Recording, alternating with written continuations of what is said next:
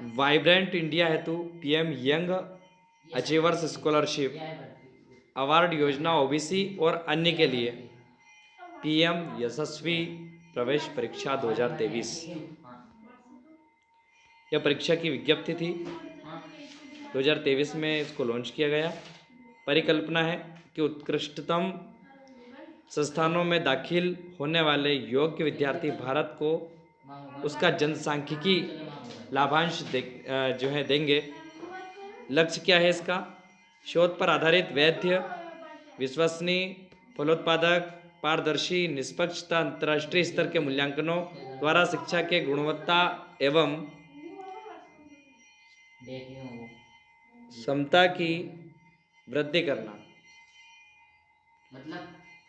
सर्वोत्कृष्ट विषय विशेषज्ञ, मनोमितिज्ञ तथा सूचना प्रौद्योगिकी वितरण एवं सुरक्षा व्यावसायिक यह सुनिश्चित करेंगे कि मूल्यांकन प्रणाली में मौजूदा कमियों को समुचित तरीके से पहचानना और दूर किया जा सकता है। अब हम देखेंगे कि इसमें हमें क्या क्या करना है। देखो, कार्यक्रम आपने देखा होगा कि इसकी स्टार्टिंग डेट क्या थी? 11 जुलाई 2023 से यह स्टार्ट है और 17 तारीख तक ये चलेगी। कब तक चलेगी? यानी कि आज लास्ट डेट थी फॉर्म फिलअप करने की। अंतिम तिथि तुम्हें पता ही है, आज रात 11:50 तक इस फॉर्म को फिलअप कर सकते हैं बस। आवेदन भरने का तरीका क्या है? ऑनलाइन माध्यम से आवेदन स्वीकार करेंगे। सुधार की तारीख भी है, 12 अगस्त से 16 अगस्त थी, लेकिन अब 17 अगस्त से लेके 22 अगस्त तक इसमें कोई चेंजेस आप कर सकते हो। चेंजेस मतलब कोई भी कुछ मिस्टेक हो तो थोड़ा बहुत सुधार हो सकता है। परीक्षा शुल्क, विद्यार्थियों को कोई परीक्षा शुल्क दे नहीं है, ठीक है? नहीं देनी, कोई परीक्षा शुल्क नहीं है। पोर्टल चार्ज लिया होगा तुमसे, है ना? पैसा तो लिया ना? पोर्टल चार्ज लिया होगा, परीक्षा शुल्क नहीं लगी है, ठीक है? अब हम देखेंगे कि पेपर OMR शीट में आएगा। कौन सा शीट में? आपने भरी होगी OMR शीट। बिल्कुल कंफर्म है, कंफर्म है।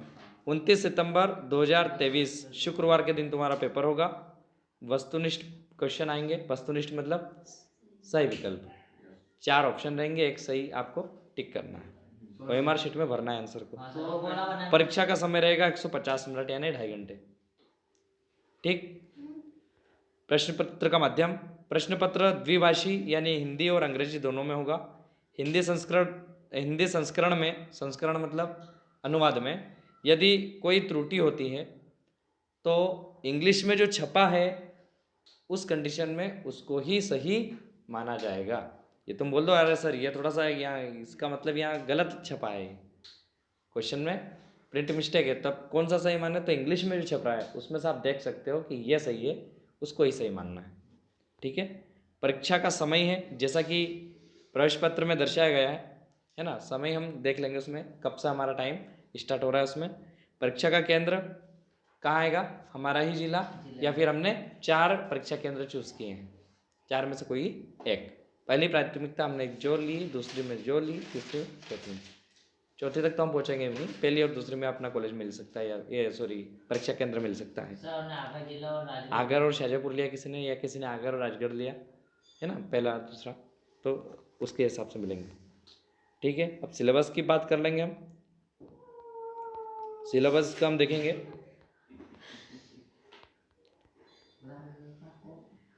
गणित, विज्ञान, सामाजिक विज्ञान, जनरल।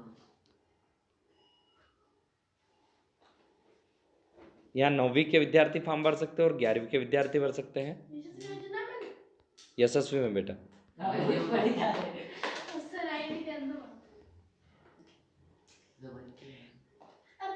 योजना निर्धारित उत्कृष्ट विद्यालयों की कक्षा 9वीं और 11वीं में पढ़ने वाले विद्यार्थी ओबीसी, ईबीसी और डीएनटी छात्रों को जो छात्रवृत्ति प्रदान करने के लिए किया जाएगा। केवल येट 2023 में उपस्थित विद्यार्थियों होने या उसमें प्राप्त जो अंक होते हैं उससे विद्यार्थियों को छात्रवृत्ति प्रदान करने का कोई आधार नहीं माना जाएगा। ऐसा नहीं कि सर मैं पास हो गया है ना तो मुझे छात्रवृत्ति दो, ऐसा नहीं है। उसमें क्या रहेगा, विद्यार्थियों का चयन और पुरस्कार पात्रता मानदंड, पात्रता मेरिट सूची में रैंक, मूल दस्तावेजों के सत्यापन और ऐसे अन्य मानदंडों को पूरा करने के अधीन है जो योजनाओं के तहत संबंधित सरकार द्वारा निर्धारित किए जा सकेंगे। यानी कि आपको सिर्फ देखो, पास तो मैंने बताया था उस दिन 35 नंबर से विद्यार्थी पास हो जाएंगे।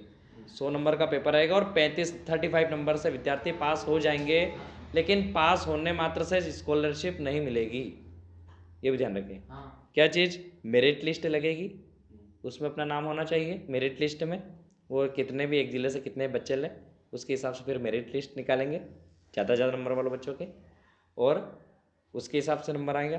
फिर मेरिट लिस्ट में नाम आने के बाद हमारे डॉक्यूमेंट को चेक करेंगे, हमने जो जानकारी दी, क्या उनको झूठ तो नहीं बोल दिया कि मैं 9वीं में हूँ और अपन 8वीं में थे, या फिर अपन 11वीं 10वीं में है और 9वीं का बोल के अपन ने फॉर्म डाल दिया, है ना। ये सारी चीज़ें वो चेक करेंगे, अगर सही निकली तो ठीक। झूठी और मानदंड जानकारी गलत करने पर विद्यार्थियों के आवेदन खारिज किए जा सकेंगे और ऐसे विद्यार्थी को एनटीए द्वारा आयोजित परीक्षाओं में उपस्थित होने से भी वंचित किया जा सकेगा। आगे कोई सी भी ऐसी परीक्षा यदि होती है तो उसमें भी तुम फॉर्म नहीं डाल सकते हैं। किसी भी विद्यार्थियों को अनजाने में दी गई अनुमति वापस लेने का अधिकार सुरक्षित है। जो विद्यार्थी परीक्षा में उपस्थित होने के लिए पात्र नहीं है, भले ही प्रवेश पत्र उनके पास हो, उनको भी वो परीक्षा में नहीं बैठाने के अधिकार उनके पास रहता है। मतलब उनने चाहे प्रवेश पत्र जारी कर दिया और हम उसके लायक नहीं, उनको पता चल गया, तो तुमको परीक्षा में नहीं बैठने दे, ये भी अधिकार उनके पास है। परीक्षा की पद्धति, परीक्षा पेन मोड OMR शीट के आधार पर ही किया जाएगा। OMR शीट आएगी वो भी पेन पेपर में, ऐसा नहीं है कि आप कंप्यूटर से सेलेक्ट करो, ठीक है। पेन पेपर पर परीक्षा होगी। परीक्षा की योजना वस्तुनिष्ठ प्रश्न की ही होगी, जिसमें बहुविकल्पी प्रश्न होंगे। अब हम देख लेंगे, गणित रहेगी तुम्हारी 30 नंबर की, है ना, सिलेबस चेक कर लो। गणित रहेगी 30 नंबर की, प्रश्नों की संख्या 30, एक प्रश्न का सही उत्तर देने पर 1 ही नंबर मिलेगा, गलत करने पर 0। विज्ञान हम देखेंगे 25 प्रश्न रहेंगे। विज्ञान के कितने रहेंगे? 25। एक प्रश्न का 1 नंबर यानी कि 25 नंबर के। सामाजिक विज्ञान 25 प्रश्न रहेंगे, एक प्रश्न का 1 नंबर यानी कि 25 नंबर। सामान्य विज्ञान या सामान्य ज्ञान, है ना, जनरल नॉलेज, जी के। देखो सामान्य विज्ञान में विज्ञान से जुड़ी थोड़ी बहुत ऐसी जनरल बातें, है ना, और यही सामान्य विज्ञान में, सामान्य ज्ञान में ये जो आसपास के जनरल नॉलेज, ये आते हैं 20 नंबर के, 20 प्रश्न। तो सामाजिक जनरल विज्ञान है कि जनरल ज्ञान है? सामान्य ज्ञान, सामान्य ज्ञान, हाँ। कुल 100 प्रश्न रहेंगे और 100 नंबर के रहेंगे, ठीक है। प्रश्नों के प्रकार 4 विकल्पों के साथ बहुविकल्पी रहेंगे, यानी कि एक प्रश्न के 4 विकल्प रहेंगे। केवल एक ही सही उत्तर होगा, कोई नकारात्मक अंकन नहीं है, यानी कि गलत करने पर ज़्यादा, मतलब कोई एक्स्ट्रा अंक नहीं काटेंगे। गलत है तो उसका 0 नंबर मिल जाएगा, है ना। किसी किसी एग्ज़ाम में गलत करने पर भी नंबर कटते हैं, जो आए उसमें से कटते हैं, गलत कर दिया तो। यहाँ पर जो आए उसमें से नहीं कटेंगे, यानी कि जो गलत किया रहे उसका नंबर 0, ठीक है। परीक्षा कार्यक्रमों की समय सारणी देख लेते हैं। परीक्षा की तिथि है 29 सितंबर 2023 शुक्रवार के दिन। परीक्षा की पद्धति है पेन पेपर मोड यानी कि OMR शीट। परीक्षा की अवधि है 2.5 घंटा यानी कि 150 मिनट। केंद्र में नवीनतम प्रवेश समय, परीक्षा शुरू होने से 30 मिनट पहले आपको बैठना है, ठीक है। विद्यार्थी को कितने अंक लाने हैं पास होने के लिए? एक विद्यार्थी को लिखित परीक्षा में न्यूनतम 35% अंक अर्जित करने होते हैं। परीक्षा में उत्तीर्ण घोषित किया जाएगा तब कब? 35% अंक यदि वो लाता है तो पास है। और कोई भी ले आया, मतलब देखो परीक्षा में 35% यदि कोई भी ला सकता है, लेकिन वो फिर मेरिट लिस्ट निकालेंगे। उस मेरिट लिस्ट में वो बोलते कि एक जिले से हमें 100 लेने हैं, तो 100 ही सबसे ज़्यादा नंबर वाले 100 बच्चों का नाम आ जाएगा उस लिस्ट में। उससे कम यदि रहेंगे तो उनको हटा दें। आ गया समझ? अभी देखेंगे प्रश्न पत्र का माध्यम द्विभाषी है, हमने देखा हिंदी में भी आएगा और इंग्लिश में भी पेपर रहेगा। किसी भी प्रश्न के अनुवाद में दिखने वाली अस्पष्टता के मामले में अंग्रेजी संस्करण को ही निर्णायक माना जाएगा। परीक्षा का पाठ्यक्रम रहेगा। पाठ्यक्रम सिलेबस हम देख रहे हैं कहाँ से आता है। कक्षा 9वीं में प्रवेश के लिए कक्षा 8वीं का एनसीईआरटी पाठ्यक्रम, ठीक है। आपने कक्षा 8वीं में एनसीईआरटी बुक्स पढ़ी है, सीबीएसई नहीं, एनसीईआरटी बुक्स पढ़ी है ना हमने। 8वीं की जो तुमने बुक पढ़ी ना बेटा, वो एनसीईआरटी की ही पढ़ी है, ठीक है। उसी के सिलेबस में से तुम्हारी ये परीक्षा होगी। कोई बच्चा बोल रहा था सर 6ठी 7वीं 8वीं में से आएगा, ऐसा नहीं है, सिर्फ 8वीं का ही पूछेंगे कक्षा 9वीं वालों से। हम किसके बारे में पढ़ रहे हैं बेटा? यशस्वी योजना की, ठीक है। पूछो। प्रवेश पत्र में पता चल जाएगा टाइम, क्योंकि हो सकता है 2 शिफ्ट में एग्जाम हो, ठीक है। 150 मिनट बताया मैंने अभी, 2.5 घंटे। परीक्षा का पाठ्यक्रम कक्षा 9वीं वालों के लिए 8वीं की बुक से आएगा और कक्षा 11वीं वालों के लिए 10वीं की बुक से आएगा।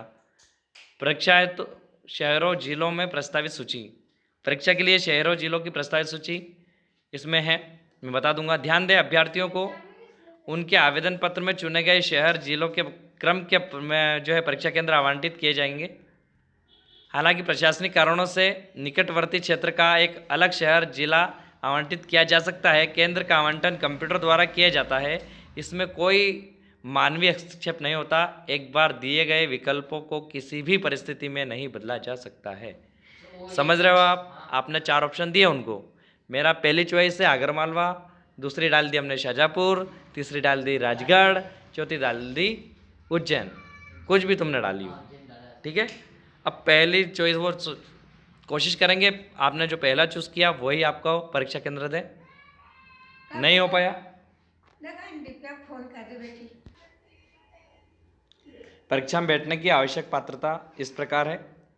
आवेदक को भारतीय नागरिक होना चाहिए, उसे ओबीसी, ईबीसी या डीएनटी श्रेणी में होना चाहिए। उन्हें निर्धारित टॉप क्लास स्कूल्स जैसे निर्धारित टॉप क्लास स्कूल्स मतलब मान्यता प्राप्त विद्यालय में अध्ययनरत होना चाहिए। ऐसे विद्यार्थियों की वेबसाइट सूची वेबसाइट नीचे दी गई है। मैंने अभी सभी के स्कूल के नाम डाले होंगे ना, सभी की उसमें नाम आया होगा। उन्हें कक्षा 8वीं या किसी कक्षा 10वीं में उत्तीर्ण होना चाहिए, यानी कि कक्षा 9वीं के लिए फॉर्म डाला तो 8वीं में पास होना चाहिए, और 10वीं के लिए 11वीं के लिए डाला तो 10वीं में पास होना चाहिए। माता पिता अभिभावक की सभी स्रोतों से आय 2.5 लाख से कम होनी चाहिए। 2.5 लाख रुपए महीने वर्ष से कम होनी चाहिए। आय प्रमाण पत्र में आपकी आय, अरे जो 2.5 लाख से कम होनी चाहिए, बस पूरे साल भर की आय। कक्षा 9वीं के लिए आवेदन करने के वाले विद्यार्थियों का जन्म 1/4/2007 से 31/3/2011 तक होना चाहिए, इनके बीच तक। कक्षा 11वीं के लिए 1/4/2005 से 31/3/2009 के बीच तक होनी चाहिए।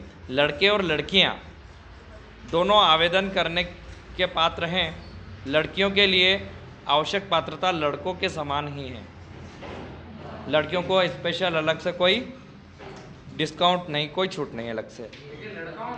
लड़कियों को इसमें स्पेशली बोला उसने कि लड़कियों को भी लड़कों के समान ही पात्रता रखनी है। दिव्यांग व्यक्तियों के लिए भी पीडब्ल्यूडी से संबंधित प्रावधान है इसमें, ठीक है। तुम में तो कोई दिव्यांग नहीं है यहाँ पर। उनको बैठने के लिए व्यवस्था भी अलग है।